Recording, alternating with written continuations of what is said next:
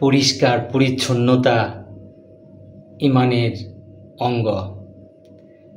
আমরা সবাই চেষ্টা করি পরিচ্ছন্ন থাকতে, কেউ থাকতে পারি, আবার কেউ থাকতে পারি না।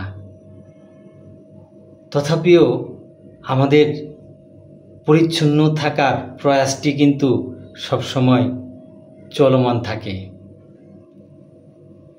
সাধারণ মানের একটি বাসায় সবচেয়ে বেশি জীবাণু থাকে কোথায় জানেন?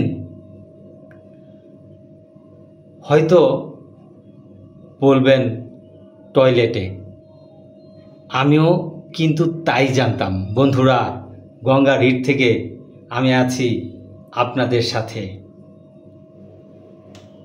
সবার মনেই প্রশ্ন যে সাধারণ মানের একটি বাসায় সবচেয়ে বেশি জীবাণু বোধহয় টয়লেটেই অবস্থান করে অথবা থাকে, কিন্তু গবেষণা বলছে ভিন্ন কথা।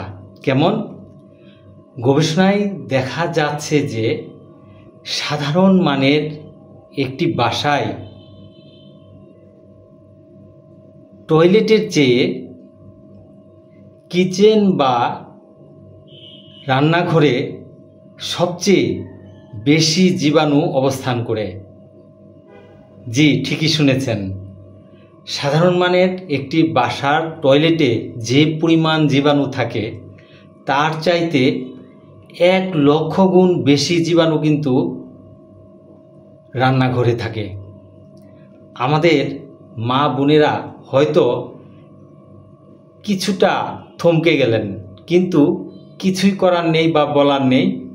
আপনারা চেষ্টা করেন, আপনাদের প্রতি অনুরোধ থাকবে আপনারা আরও পরিচ্ছন্ন রাখার চেষ্টা করবেন আপনাদের কিচেন বা রান্নাঘর। কেননা রান্নাঘরে টয়লেটের চেয়েও 1,00,000 গুণ বেশি জীবাণু থাকে।